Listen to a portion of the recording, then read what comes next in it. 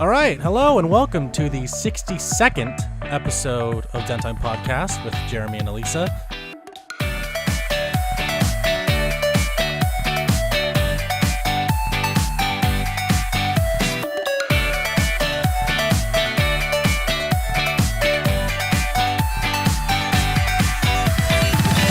Unfortunately, Alyssa can't make it today, so I brought on another special guest, Gilbert. Hey, Gilbert, how's it going?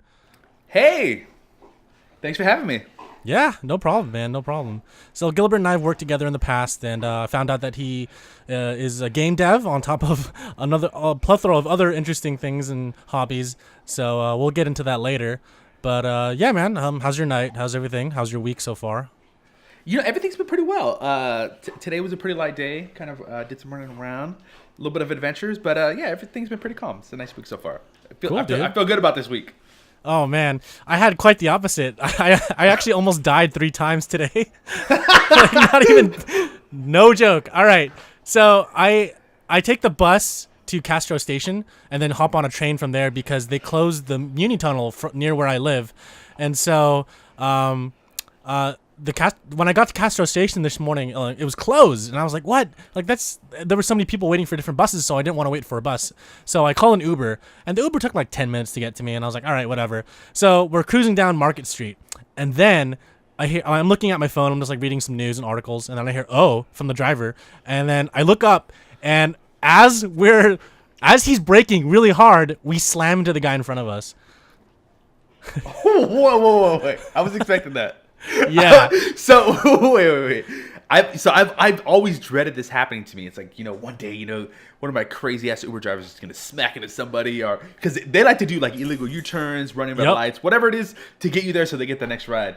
So, and what exactly happened? The ironic thing is so I take a shuttle down to Mountain View every morning, and as I'm walking through to the shuttle station, I see one charter bus that's been pulled over by the police, which is another thing. I was like, I wonder what it's like to get pulled over on a double-decker charter, being it's like a free shuttle, right? Like, what happens? Anyways, I'm walking up, and he got pulled over. And the other thing I was dreading is when I take an Uber there, I said, what happens if your Uber gets pulled over? Do you get out and just walk?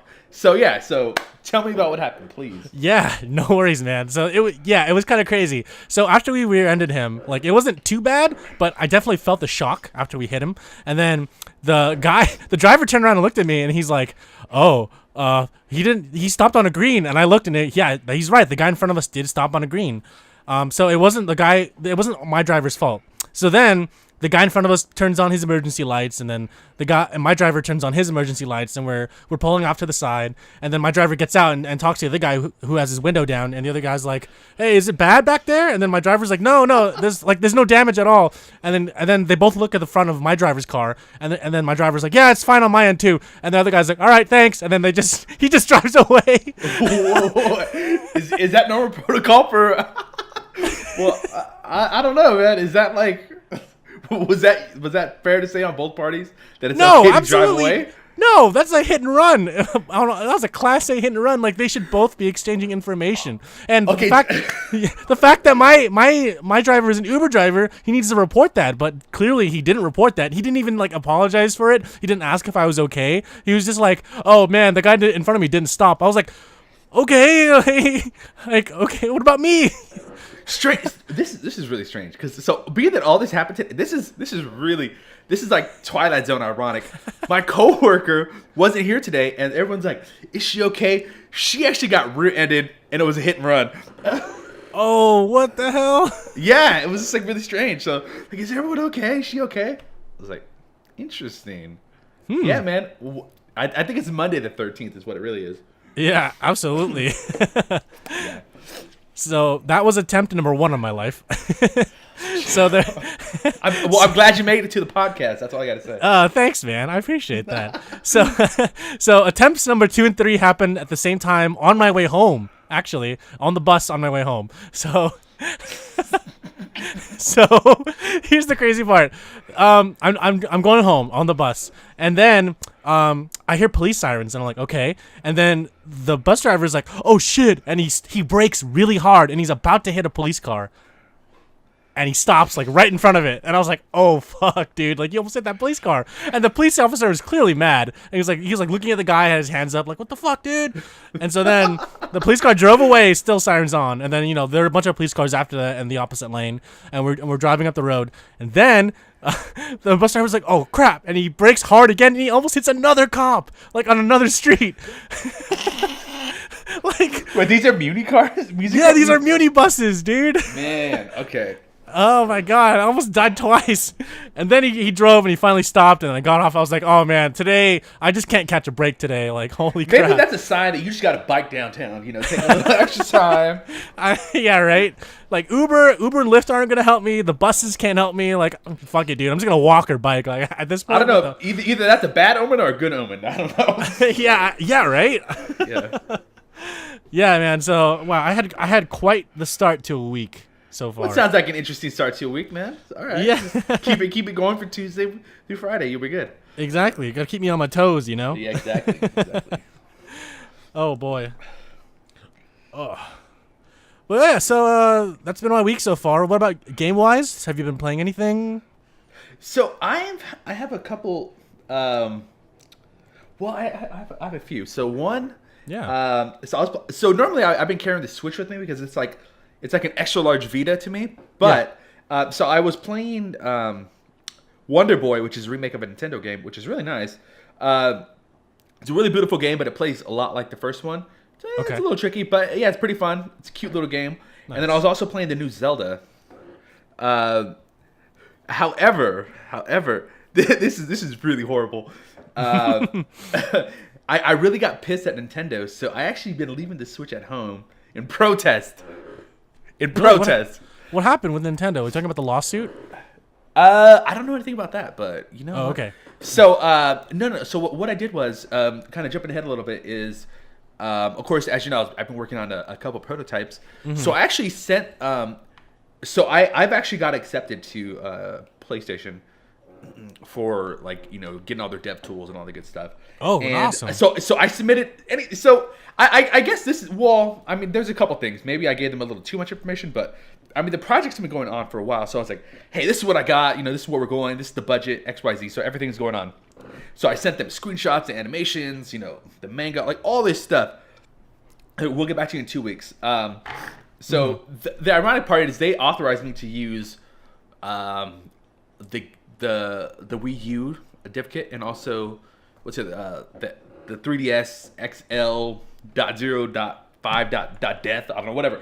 I can use all that stuff, but the Switch dev kit and all the Switch developer tools are all disabled. So what you have to do is, disgusting as it is, you have to send them a pitch via email, and if you pass the pitch, then they will unlock the dev kit for you. Anyway, so I send them all this stuff, right? And they're like, all right, we'll get back to you in 2 weeks with the decision. I was like, oh, great, this should be fine. Like, I showed them frame-by-frame animations and all this good stuff. a pretty nice, robust prototype. Not the best thing, but it got some custom music, frame-by-frame animation. It's running good. Yeah. Anyways, they say, not at this time. We can't accept you. So then I'm just thinking about it, and I was like, I could have swore I seen some, piece of shit games on their store. And I'm just thinking about it. I was like, no, wait a minute. So I'm like, I go on the show, and I see some crappy retro games, some clone games. So I just sent him an email. I was like, I thought you're going about this whole indie thing in a completely different way. I was like, you really mean to tell me that you accepted this and you won't accept our prototype? And it's not even done. It's just a prototype. But we want to focus it for Switch because I really like the system. You really mean to tell me that this shows more potential than this? Please tell me that's not true. They didn't respond, but I just gotten so pissed because one, either they didn't look at my material. Yeah. Because sometimes people just like the bullet points, which I did send some bullet points, but I also sent them a video, a YouTube link with the video in it. So yeah, so some of those things. But either way, I did not get access to the Switch dev tools. Oh man, I'm sorry to hear that. It's okay. I like PlayStation more, but I kind of just like the touchscreen with the Switch. Yeah, that functionality alone will, I think, help your prototype. Yeah, but it's okay. Nintendo just being Nintendo. Yeah.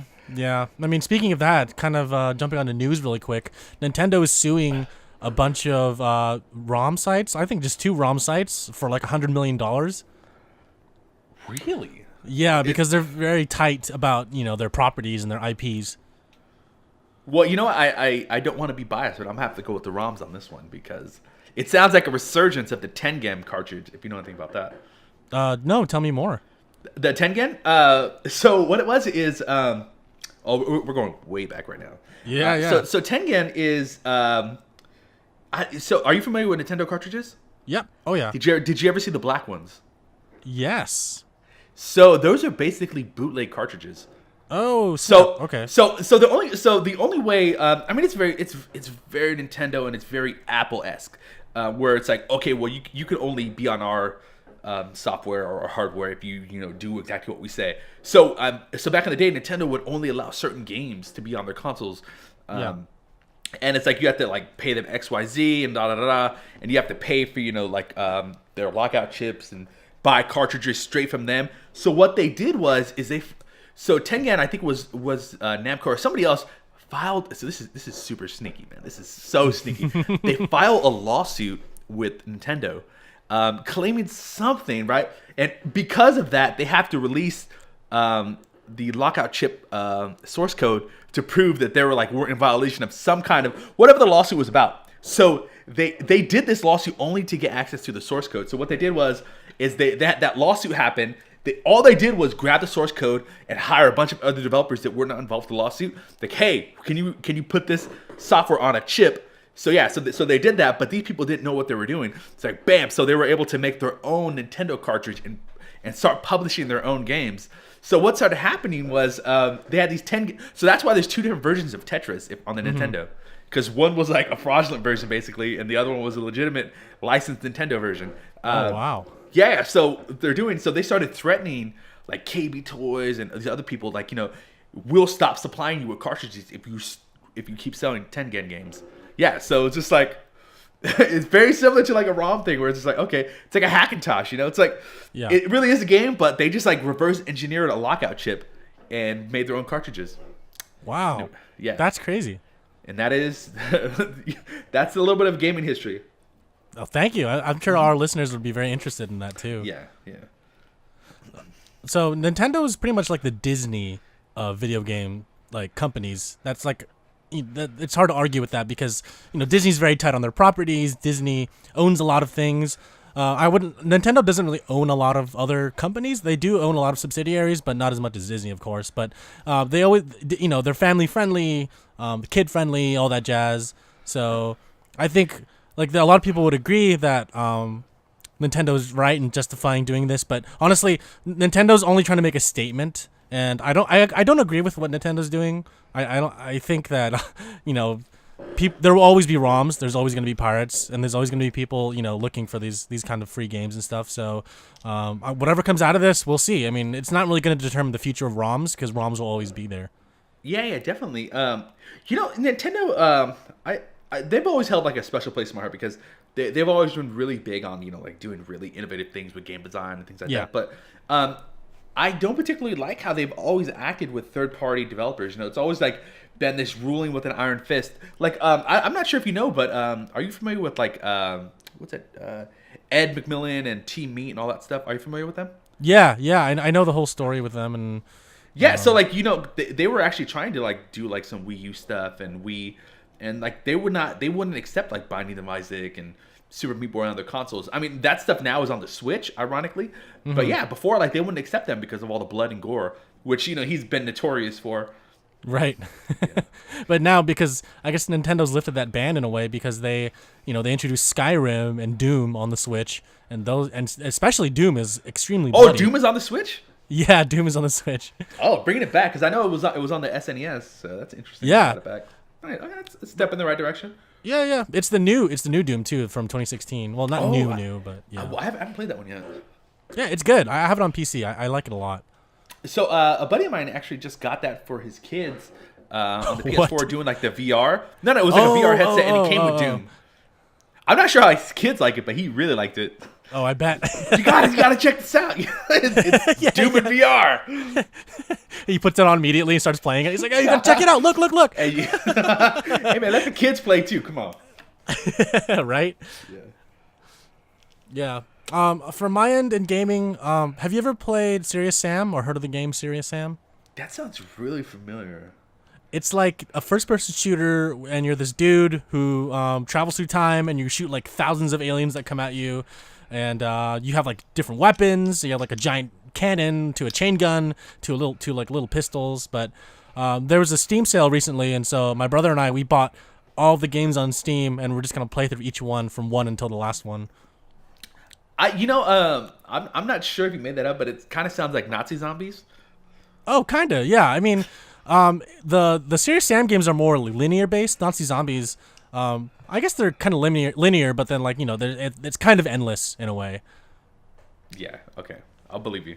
No, I have to look that one up. Yeah. It's super old. The games are super old, like from they are 1990s, late 1990s, early 2000s. But we bought the HD remakes that came out like in 2014. So yeah, we're gonna play it through. Yeah, it looks really good. Like I don't know what engine it uses. It's like their own proprietary engine that the team made. The team's from Croatia, so they've been making the same games for years and years now. And so my brother and I played them when we were younger. Of course, not of the right age, but we still play it anyways with our dad's permission. So we played those games, and then now we just want to beat all of them from first to last, just to get through the whole story. Oh, okay, that's cool, man. Yeah. Okay. Yeah. I have to check that one out because I've never even heard of it. Oh yeah, check it out. It's super old school, like shooter style, where you don't really reload. You just shoot everything until your mags are empty.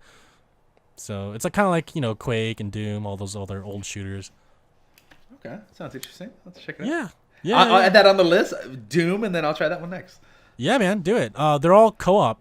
I mean, not Doom, but the Serious Sam games are all co-op, so you can have up to 16 people playing the whole game through, which is crazy. Jeez, that's like Call of Duty on God mode. Oh yeah, but then all the enemies get increased. So. Oh, okay. That's keeping it interesting. Yeah, even on normal difficulty, you'll still face like hundreds of enemies on screen at a time. Nice. Okay. Yeah. So far I've been playing that, but I'm kind of like my other co-host and I. We're a huge fan of this series called Yakuza. Have you ever heard of that series on PS4? Well, no, I didn't hear about that, but I heard about it on the Dreamcast. Is that where it started, right? Well, there was a game on the Dreamcast called Shenmue that was kind of like Yakuza, but the Yakuza was inspired by it. Oh, wait. Yeah. What?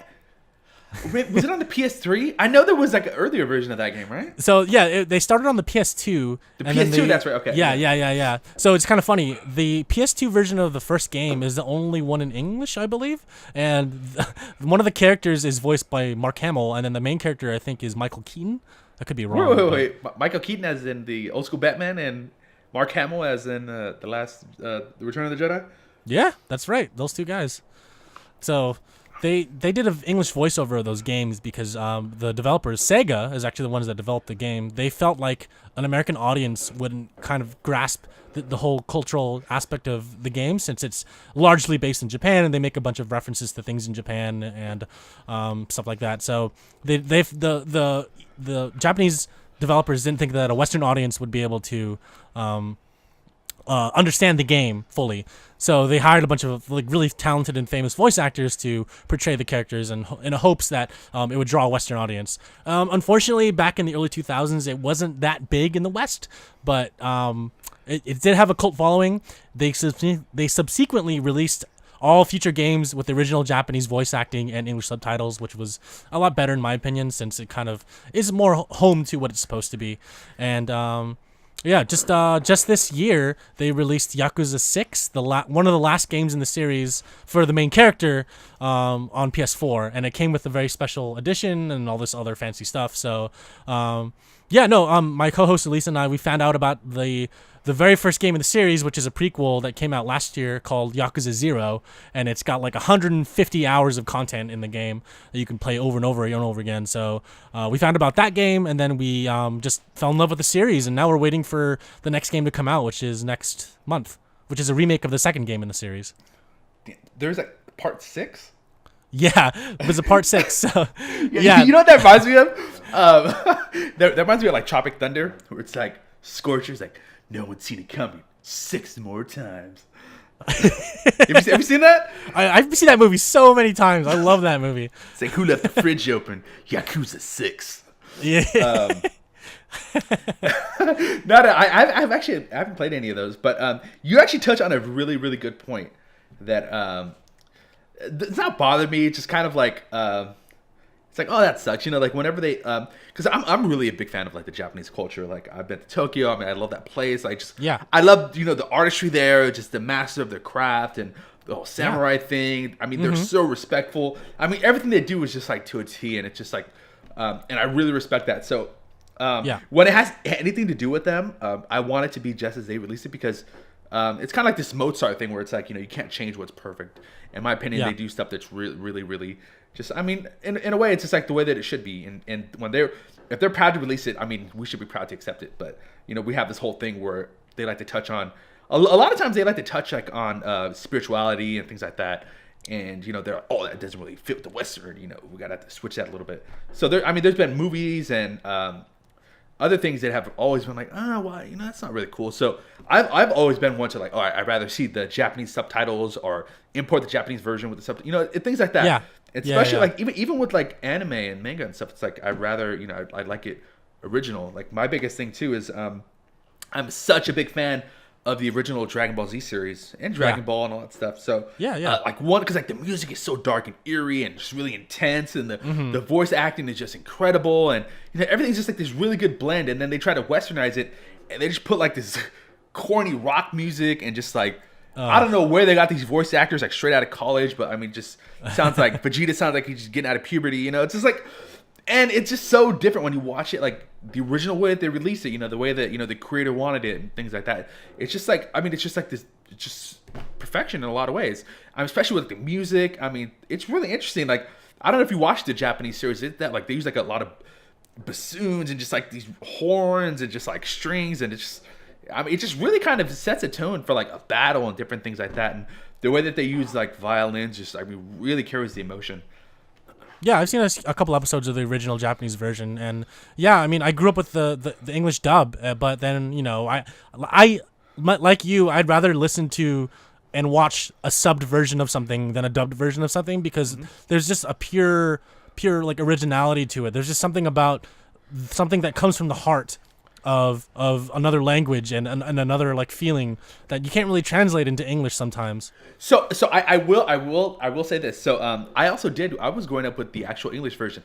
However, there's a catch. So I don't know if you remember when Dragon Ball Z first came out in the States on Cartoon Network. I think it only went to like 50 episodes or 46 or something like that. And what they did, there was a big break. Like they just kept repeating these episodes, and then eventually they got the rights to dub the rest of the series.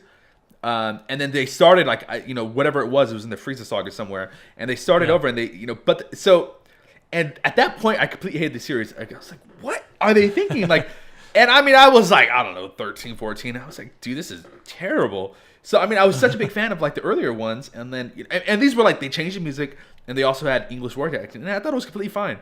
And some of the movies they released with the original Japanese music with the English acting, which is completely fine. So then I find out later that these were actually like Canadian episodes. I was like, why can they not do it right? So like the entire time I was like, dude, these Funimation episodes are completely ridiculous, man. Yeah. So ever since that, I just wasn't really a fan. And then I eventually found the Japanese ones. I was like, this is what I like. Yeah, I agree. I mean, no offense to the very talented voice actors out there that do the English dubs, but I honestly prefer the Japanese sub versions over everything dubbed. Oh, well, I will be offensive. Hey, listen, voice actors, you go listen to those Japanese ones, and you look what you did. You look at what you did. You did this. Ridiculous. Just terrible. Just terrible. Get good. That's it, man. Going back to Yakuza really quick, I really and highly recommend the games to you, because the new ones are set in contemporary time, and they all take place in Tokyo and other locales around Japan. And one of the things that drew me most to the series, and why I can't put it down every time I play it, is that I feel like I'm in Japan again whenever I play them. I feel extremely immersed, especially with the 6th game. Like, You can go to any vending machine, buy a drink, and just drink it there. You can play the whole game in first person if you wanted to, and just like immerse yourself in the culture. You can like sit there and see all the signs at night. You can see the people walking by, listening to the conversations on the cell phones. You can like take pictures of like the night scenery. You can go into the arcades and play retro arcade games, anything from like Space Harrier to Virtua Fighter. You can like play darts. You can play golf. No, well, not golf. That's in the later game. But in the 6th game, you can play darts. You can get into fights. You can enter any building you want, and there's no loading times at all. Like everything is seamless. So in a way, the game really does immerse you. It makes you feel like you're in Japan, and like the sounds, like the sights, everything, like especially the sounds, like when you're walking around downtown Tokyo at night, like it's you hear a lot of people talking. It's really crowded. Like there's literally like hundreds of NPCs on screen at a time, and it's hard to get through all the crowds. And then like when you're walking around you see all the neon lights, and you hear all the music coming from each little shop, and everything is like blasting over each other. So I honestly recommend the series to you, Gilbert, because if you want to visit Japan again and save some money, you can pay like $20 for like Yakuza 0, travel to Japan in the 80s because that's when the first game takes place, and then just like live your life through that. But then, and so then Yakuza, the first one and the second one take place in 2005, 2006. After that, it takes place in 08, 10, 12, and then the most recent one, Yakuza 6, takes place in 2016. So, it's very, very close to our contemporary reality. And I highly recommend the whole series to you. It's a cinematic journey from beginning to end, especially if you're a fan of Japanese movies and Yakuza stories. I think it's a really good recommendation. I definitely will check that one out. It actually sounds really awesome, to be honest. And yeah, the whole fact they got those vending machines, man, those bring me back. But no, because I've just been like picking up a bunch of games. Like I was playing Cuphead and raging, and then I picked up God of War, and then I was getting killed a lot, and then I was like, I was enjoying God of War. I need to finish that. But yeah, I want to check this one out too, because that sounds right up my alley, especially it's a long series, so I can get into that.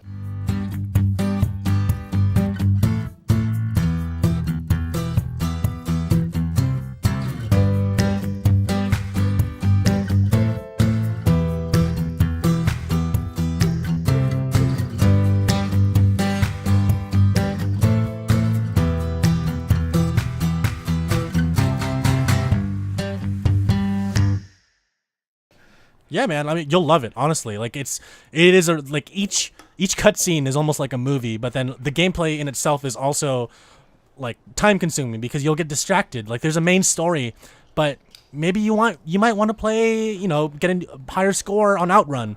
Or maybe you might want to go play Pocket Circuit, or you might want to go get into a bunch of gang fights and grind for XP. So there's a lot of little things to do. Also, you can go into restaurants and just like eat whatever you want. There's also like the crane games, like the UFO catcher games. Oh, don't even start me on those, man. You can play those in the game. Those are so cheap. Are they that cheap in the game too? In Yakuza 0, they're not so much. It's actually pretty easy. But in Yakuza Kiwami 2, the game that comes out next month, they're really hard. Like you can actually play the demo for that game right now. If you go to the PlayStation Store, you can type in Yakuza Kiwami 2 and you can play the demo for it. So you can kind of get a taste and feel of what the game is. Ooh, okay. Yeah. You can also get the demo for Yakuza 6 as well, but I mean, it doesn't really divulge too much of the story, and even if you play it now, you probably won't understand or know who everyone is, but if you can just do that to get a taste of what the game is. But I highly recommend you play and buy Yakuza 0 because it's literally the very first game in the entire series. Like, you don't have to play anything else. You just play Yakuza 0 first, and if that doesn't get you hooked, then you don't have to play the rest of the games. Like, this game is long, though. So, Yakuza 0, is that like a remaster, or is that actually the first game that came out? It's an original game altogether. Okay, and wait, what did it originally come out on? It originally came out on PS3 and PS4. Oh, okay, gotcha. Okay, yeah. I'll start there. Yeah, man, it's great. So, just start there because I think that's a really good way to introduce the series because you start in 1988 and all the characters are young and you kind of get introduced to them over time. There's a lot to do. Overall, it's really fun. It's a really fun game. Cool, man. All right, thank you for the suggestion. No worries. Also, one more thing to add to it is also I think it's like $20. So you can't really beat that. You can't beat that, man. For like 160 hours of content for $20, of course. That's kind of mind-boggling. I mean, For like a newer, like the older games, you can get that, but like for the newer ones, man, I haven't seen that in a while. A long game like that. It's because it recently went on to PlayStation's greatest hits category, so it's kind of like their $20 platinum level games. Oh, okay, yeah. I remember those. Yeah, oh yeah, they brought it back, and Yakuza is one of them. So okay, cool. Yeah, man. So that was my Yakuza spiel. I really love that game series, as you can tell. It's a good spiel, man. You got me sold on the whole Japanese culture thing. I'm gonna have to maybe I'll just pay $20 instead of a Tokyo flight. Yeah, dude. Yeah, dude. I mean, you can always go there. You can always go there too. I mean, there's nothing against doing that. But I mean, most of the games take place in Kabukicho, which is like the red light district of Tokyo. So comparing it to the game version, it's like almost 1-for-1. I have to say. Okay. Yeah, man. Yeah. Nice. I'm gonna trust you on this one. So be ready for believe some me. Brutally honest feedback. You can text me about it once you finish it or when you start playing it. I'll text you. I'll email you the whole nine. So awesome, dude. Awesome. Yeah, man. So that's about it for me and whatever I'm playing. What about you? Well, I've definitely been just playing a couple of those games. Well, I mean, it just really kind of depends on what I'm in the mood for. Like, I'm a big fan of fighting games as well. So, as far as like actual, linear games, I've been playing God of War and the new Zelda game. Cool. As far as platformers, it's just been Cuphead and a little bit of Wonder Boy. Nice. But that competitive aspect, I've been playing the Dragon Ball Fighter Z, which is a really good game.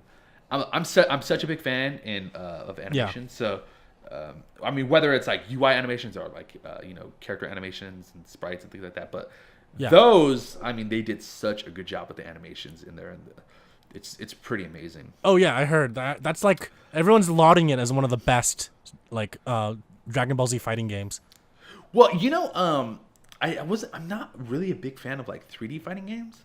Some of the Tekken ones I like, but a lot of times, I mean, they're just like really bulky and kind of, I don't know, it's like some wrestling game, I mean, they're okay, but yeah, I mean, I don't know, they're always missing a little something. But there was some older Dragon Ball Z, like there was, I don't remember the name of it. I think it was on the Super Nintendo, but there was actually kind of like RPG style Dragon Ball Z game. There's a lot of Dragon Ball Z games, but there was a Dragon Ball Z game that was pretty fun. And then on the PlayStation 1, there was one called, Dragon Ball GT Final Bout was pretty fun. Dragon Ball Z Legends was really fun. And some of the there's a couple Budokai games that were okay, but normally, I don't know, I just wasn't really feeling them. But when this one came out, I really liked this one a lot. Because, I mean, it's like, kind of feels like Marvel, but just way more intense, and just animation just super crisp, and they have all the new characters in there, and then the UI is really nice. I mean, just, it's an all-around really good game, and then like some of the DLCs that they've been releasing is really awesome. So, I mean, yeah, hats off to them. They've done a really good job on that game. Nice. Hear that, developers? Hats off to you. Yeah, they did really good, man. They just released, Broly and Bardock? Some super badass characters. Yeah. Oh, man. Are they just going to release all the characters? Well, I mean, there's not that many characters. Yeah. They released it, but, I mean, it took...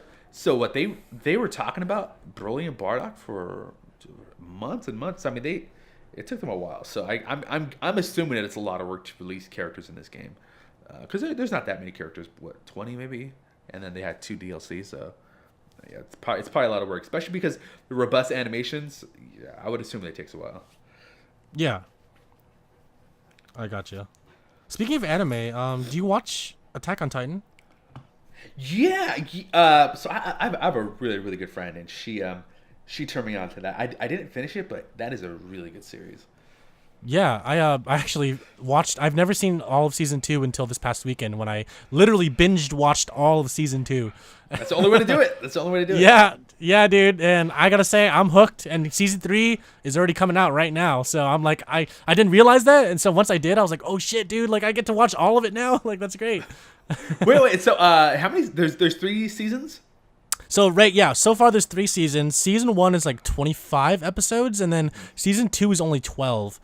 And they made it shorter, and they also waited 4 years between both seasons because they wanted the manga to catch up too.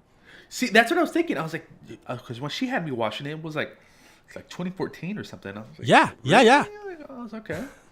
Well, that's good to know that it's ongoing because Damn, yeah. So okay, I got something to catch up. No, that was a really interesting series, man. Like, Oh, I mean, yeah, it's just no. like so creative with these giant things with like no skin. It's nuts. Dude, it's like later on in this current season, like it's crazy what's happening. Like I don't want to spoil it for you or for any listeners that watch the show, but holy crap. Season 2 is like it's taking me in a direction that I didn't expect, and I'm like, what the hell's going on? Really? Okay. Good. Yeah, you learn more about the Titans, basically. Oh, okay. Because Good. my biggest thing was for the show, like there are a lot of characters. The show's like Game of Thrones of anime. Is how I like to think about it. Is because you don't know who's gonna die next, and when they do die, or like something happens to them, like really dire, then you don't really expect it. So, yeah, with this season 2 that just came out, like you learn a lot more about the Titans, and that's the thing that I wanted to learn about most in season 1 is like who are these Titans? Where do they come from? Like, why is humanity at war against them? All that stuff. So you learn a lot more about them in season 2. Oh, okay. Yeah. Crazy shit happens. Man, it's been so long. Like, I may need to I may need to catch up on season 1 again. For sure. It's been a couple years, but I do remember. I don't remember what episode I was, but I remember they were like breaking over this giant wall and they're just like killing everybody. Yeah. Yep. So it's fucking brutal. Like they just eat people. They show everything. It's like, oh man. Yeah, that was. I think that was what really got me. It's like, I was like, dude, they're just eating them like straight up, and then they have like this crazy gear with the sword. Yeah, that's a damn good one. Yeah, like definitely. People always diss on it. I'm like, what are you dissing on? Like it's really it's interesting. They got haters for Attack on Titan. Oh, there's haters for everything. There's haters for Dragon Ball Z. I mean, come on. Yeah, but I mean, they're never really justified. I mean, all they do is like they like to talk shit on like the scope of the episode. Like, like, Piccolo shows up, they beat his ass. Gohan, he gets saved by Piccolo, and then Goku comes in, he gets beat up, then he goes Super Saiyan, and then he gets beat up, and then he Spirit Bomb, and then it's over.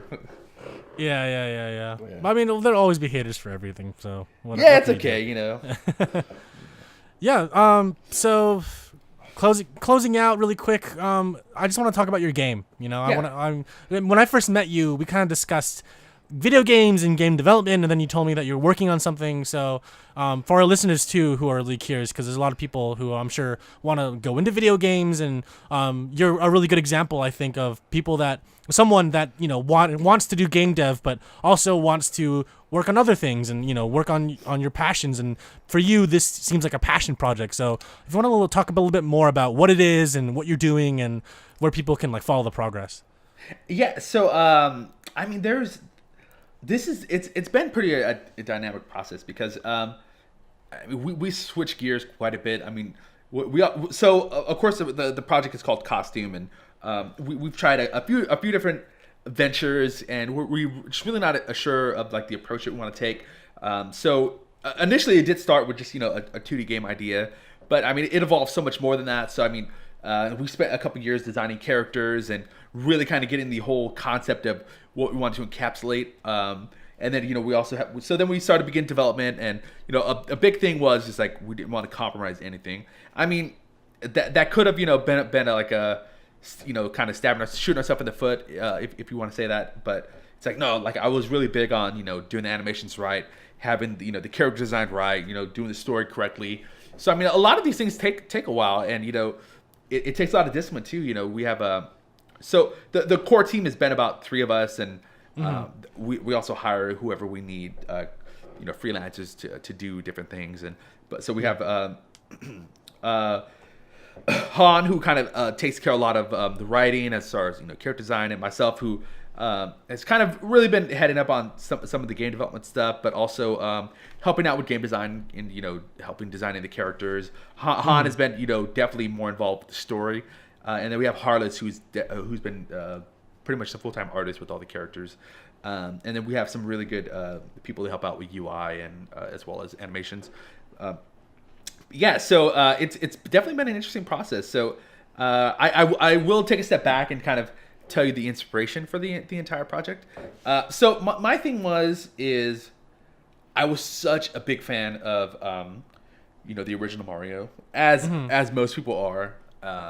So for me, I don't want to get anyone pissed off, but I'll just give my opinion on the whole thing. So Sure. Before talking specifically about Mario. And I'll tell you why I know this is true. So there was a certain point when people were like, Mario was just like, I mean, it was really agnostic too as far as its audience approach. I mean, it was just like, it would touch everybody. Everybody loved it. And it was never really like, oh, that's a kid game. It's an adult game. It's just like, it's just super hardcore. I mean, kids love it, adults love it. And it's just this really challenging game. And it's just things that are done right. And there was like, I mean, you weren't bogged down by like really dumb tutorials. I mean, it's just a game you could just pick up and play. And that went on through the entire series. I mean, so some of my favorite ones is definitely like 3 and 4, or I mean, excuse me, Super Mario 3 and then Super Mario World. I mean, technically it's Super Mario 4, but it's not really. They changed the title in America, but so those two games are really, and I really can't even pick which one I like better because they're just so well done. So for me, like after that, I just really felt like the series kind of fell off. And like you have like the Super Mario 64, which people really love. To me, when I played that game when it came out, it just felt like it was lacking a lot of things. And I mean, yeah, you had the big open world, but it just, to me, it just wasn't interesting. So I kind of really missed that kind of that sense of adventure and finding secrets and just really fun and things like that. Yeah.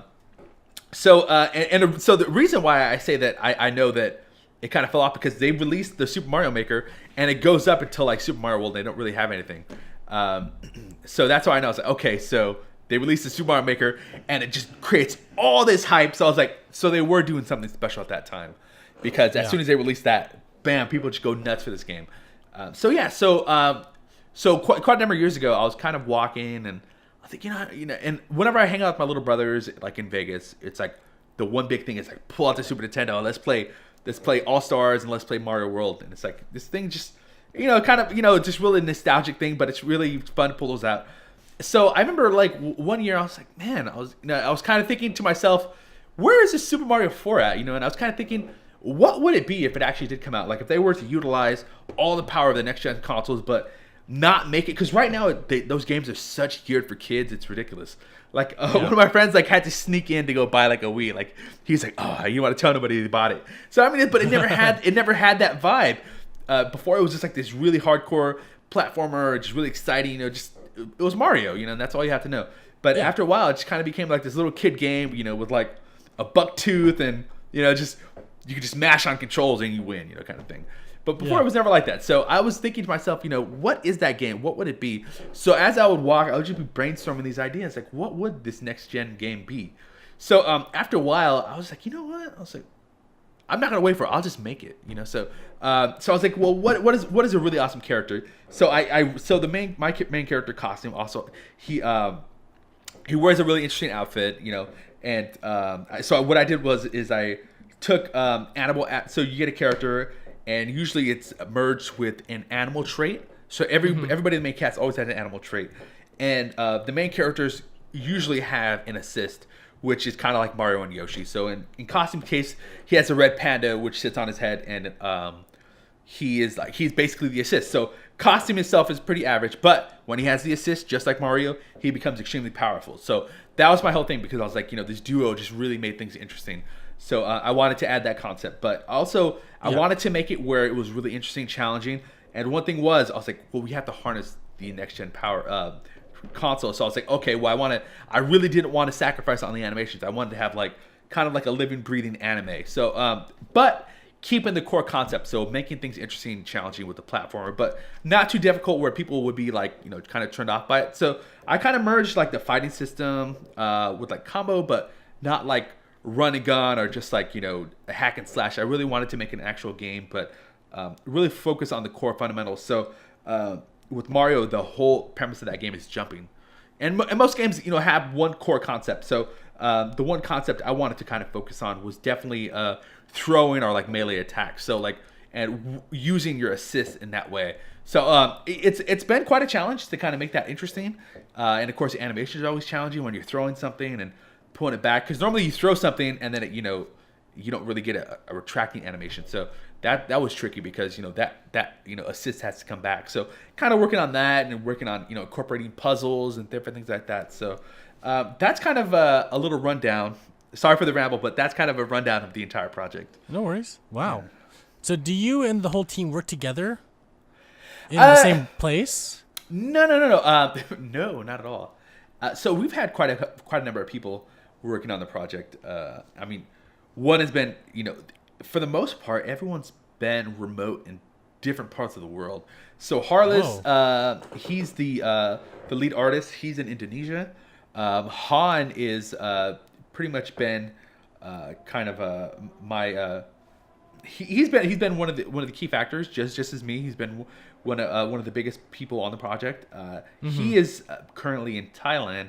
He travels a bit, he does a lot of things, writing and programming and things like that. But so he travels quite a bit. So right now he's in Thailand, and he has been in Southeast Asia for a while. Of course, me, I'm in Northern California, in the Bay Area, and then we had another girl that does a lot of the UI work. She's in Canada, so it's definitely tricky with people on different time codes and time zones. So trying to sync that stuff up, it's been pretty interesting. It reminds me of the game A Hat in Time. Have you heard of that game before? I have not. A Hat in Time, no. So, literally, like, the story is pretty much the same. Like, a bunch of people decided to make a game together, but they all live in different time zones. So, in order to get the game off the ground, of course, they had to sync their schedules. They had to, like, have remote meetings, but at different times for all of them. And, the whole team is remote. Like, most of them have never met each other in real life, but they got the game out, and now it's on Steam, and it's, like, it's doing really well right now. Yeah, A Hat in Time. It's a really cute game. It's a 3D platformer. Oh, awesome. Okay, I'll take that. That sounds interesting because, it's definitely a challenge because sometimes I'm really tired. I don't want to talk with these guys, but all right, let's do our sync real quick, stuff like that. So, so that's been a core. We've also been dabbling in doing. One big thing is definitely what platform we want to release costume on because we have so many ideas. We did start doing a manga as well, which. We wanted to, because one thing is, story has been number one. As far as gameplay and everything, but number one, the story has to be great because we didn't want to just build like a game. We wanted to build a brand. So we focused so long on the story. And one thing is Harless, first and foremost, always prides himself on being a great, comic book artist. And so as we're kind of in limbo with, what if animations are, requesting to see what platform we want to release on. We started working. This was a couple years ago. We started working on the manga, and so we had one issue done. So we really want to definitely expand on that right now. Well, that's where I want to focus. So as we continue development and work on some other avenues with the project, I definitely want to keep a quarterly manga coming out for the series. Awesome, dude. Yes. That's so cool. So So we're definitely in the middle of doing some refocusing, restructuring, and things like that. We do have a site up for the at costumestudios.io, and at the bottom, if you go down there, you can get the manga on the bottom. So there's a link for that at the bottom, so you can check that out if you're interested. Also in Japanese, of course. Oh, sweet! I didn't know that. Yeah, you got to have Japanese as well, man. Yeah, of course. So again, for everyone listening, that was costumestudios.io. Is that correct? That is correct. costumestudios.io. That's awesome. Thank you. So everyone listening, please check out his website. Check out the game. The art looks fantastic. It's exactly what you would expect from quality work, I'd have to say. Thank you. No we're definitely in the midst of stuff. So the site is actually geared towards we're trying to do some blockchain-based stuff. We had some issues on Ethereum because what we were trying to do was a blockchain-based MMO. So we not to get too caught up in the weeds, but we did try some stuff on some other networks, and we got some interesting results. So we're still fine-tuning our next approach right now. But absolutely, that's definitely that's the state of the union right now. Cool, man. That's awesome. Thank you. I'm personally, I'm really looking forward to this. I think it's going to be amazing. I think that I will definitely be there day one once that game comes out. Yeah, definitely. I'll keep you in the loop, man. I would definitely love to come back on and kind of give you an update on everything. Yeah, sure, dude. We also do a blog on our website. I'd love to write about your game and write about the progress so that people listening can also keep up to date with it. Yeah, it sounds great. I appreciate it. Yeah, no worries, dude. Do you have any advice for anyone trying to get into indie game development right now? So, I do actually. I do have some really good ones. Sure. You know, I really couldn't say, you know, like, oh, like I'm the crazy success project. For me, you know, of course, I wasn't. I just really wanted to. I thought I could do something great, and I really wanted to share it with people. And yeah, for the first year, it was really really hard to get people to help out, or even to people to jump on. Like, I couldn't get people to take my money. It was pretty interesting, and for me, I was like, well, let me just get the idea down on paper, because people like to see things visually. And for me, for the first year, like, nobody would listen to me. No one found it interesting at all. And I was like, oh, I'm telling you guys, this is what it's gonna be. And no lie, I jumped on a site and got like these $5 sketches, $15 sketches, or something like that.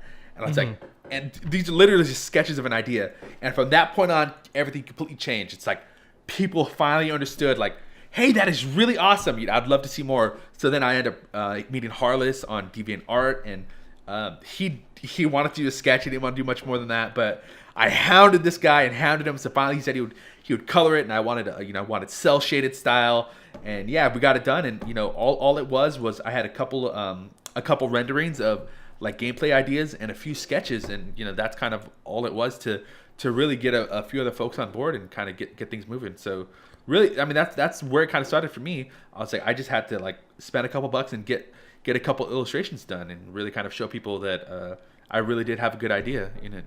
That's kind of where I started. So at its core, what you're saying is, as long as you have an idea and other people are on board with it, I think you really need to, because I meet a lot of people that have really good ideas.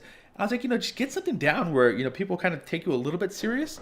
Not telling you need to spend $1 million, but I mean, for me, like, it kind of started with a couple $15 sketches, and I actually got my character design for $15. So that is kind of like just really is where you can start. I mean, because an idea is just an idea, and then just really get it down somewhere.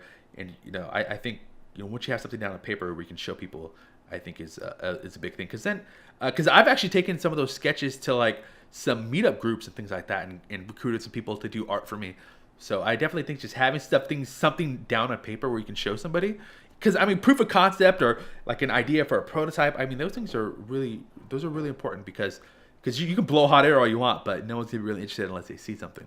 So I'd say absolutely just get something down. Yeah, hey, good advice. Thanks, Gilbert. Of course. Yeah, man. All right. Anything else you want to add before we close out? No, it's been a really good pleasure, and you need to stay off the bus. Yeah, I'm not taking the bus tomorrow for sure. Yeah. All right, everyone. Again, check out Gilbert's work. Check out Costume. Go to costumestudios.io. Again, that's costumestudios.io to check out Gilbert's work. You can find us, Downtime Podcast, if you go to Downtime.Live. Check out our podcast. Check out our Discord. Join our Discord. We love new people in our Discord. Check out our YouTube. Check out our Podbean. Gilbert, anything else you want to add before I say some final words? That's all you got for me. That's all, folks. Great. Gilbert, it's been a pleasure. Thank you for coming on the podcast. Thank you so much for having me. No problem. And that has been Downtime Podcast, episode 62. See you guys next time.